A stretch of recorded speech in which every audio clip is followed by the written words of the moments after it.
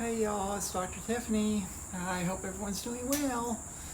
This video is about part of trying to take care of COVID at home. So you get diagnosed with COVID and you get sent home with a pulse oximeter. Okay, for those who don't know, a pulse oximeter is something that measures the percent oxygen in your bloodstream. Now this is a very narrow window normally, and normally in most people it's 95 to 100%. For the sake of COVID though, anything 93% or above is okay, because plain and simple COVID causes a lot of lung injury and that makes your oxygen level drop. So the percent thing is actually a forced linear adaptation of what turns out to be like a really big S-curve, okay? And the 93% is at the start of the drop of the S-curve. So numbers below 93%, that's why they get dangerous.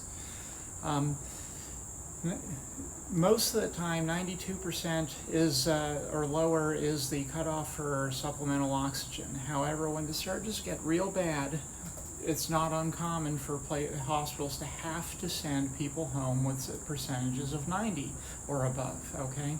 Because there are just not enough resources to go around in a lot of places.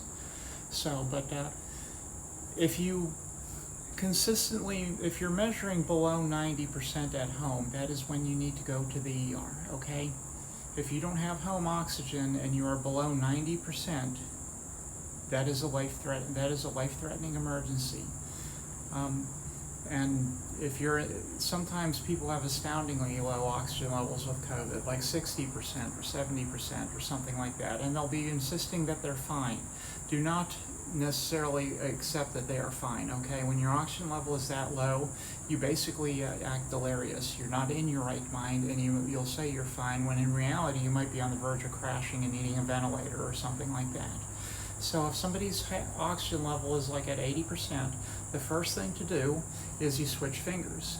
You do this, you take it on 2 fingers on one hand, and if you're still getting low, you take it on 1 finger on the other hand, okay? Just to make sure you're getting consistent readings. If they're all in the 80s, then it's consistent, okay? Also make sure that you don't have the pretty nail polish on if you're gonna do that, okay? Because that'll interfere with some, especially the over-the-counter pulse oxes. But seriously, if your oxygen saturation is 82% or something like that, as was the case with someone that I know last night, they need to go to the ER. You need to call 911. You need to call an ambulance, okay? Even if the ERs are overcrowded, because we don't die at home needlessly, okay? That's what those beds are for. All right, y'all be safe. Take care, and I love you.